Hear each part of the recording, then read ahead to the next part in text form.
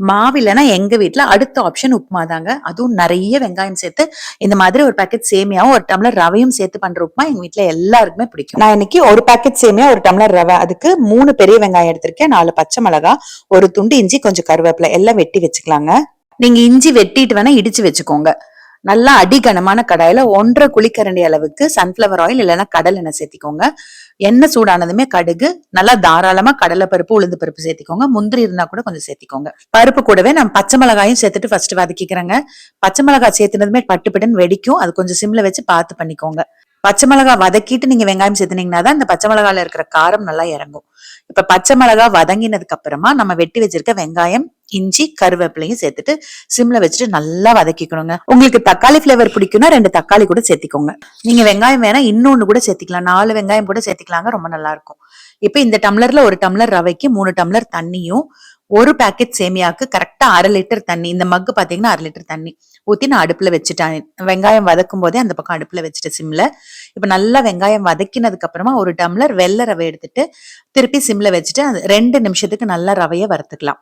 எப்பயும் தண்ணி ஊத்தி கொதிக்க வச்சுட்டு அதுக்கப்புறம் ரவை போட்டோம் அப்படின்னா சில சமயம் ரவை கட்டி கட்டி ஆயிருங்க. ஆனா இந்த மாதிரி பண்ணும்போது ரவை ஒரு சின்ன கட்டி கூட இருக்காது. ரவை 1 நிமிஷம் வறுத்துட்டு கூடவே பாக்கெட் சேமியா ஒரு பாக்கெட் போட்டு வறுத்துட்டு கூட நம்ம தண்ணி ஊத்திக்கலாம். நான் இன்னைக்கு ரவை வறுத்துட்டு நல்லா தண்ணி கொதிக்க வச்சுட்டு ஊத்திக்கிறேன்.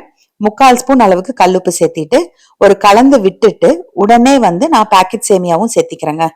இது பாத்தீங்கன்னா ரெடிமேட் சேமியா தான். இது பாத்தீங்கன்னா நார்மல் சைஸ் பாக்கெட்டுங்க, 180 கிராம்ஸ் இருக்கு.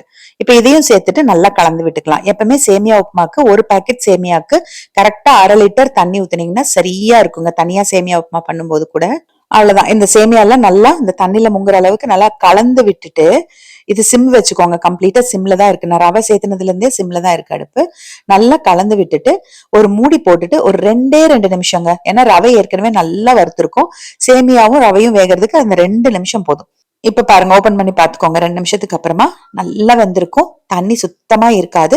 அடிகனமான வானொலி எடுத்துட்டீங்கன்னா ரொம்ப நல்லா இருக்கும், ரொம்ப நேரத்துக்கு சூடாவும் இருக்குங்க. அவ்வளவுதான், கலந்து விட்டுக்கோங்க.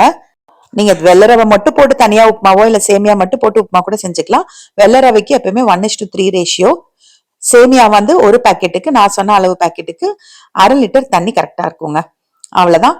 கொஞ்சம் கொத்தமல்லி தலையும், நெய் இருந்தா நெய் அல்லது தேங்காய் எண்ணெய் இருந்ததுன்னா ஒரு 2 ஸ்பூன் மேல சேர்த்திட்டு கலந்துட்டு சர்வ் பண்ண வேண்டியது தாங்க. அவ்வளவுதான். சுட சுட சாப்பிடவும் சூப்பரா இருக்கும், ஆறினாலும் கெட்டியா களி மாதிரி எல்லாம் ஆகாம ரொம்ப நல்லா இருக்குங்க. இதுக்கு தொட்டுக்கிறதுக்கு மத்தியானம் வச்ச சாம்பாரோ இல்ல ஊறுகாவோ இல்ல தேங்காய் சட்னியோ கூட வச்சுக்கலாங்க.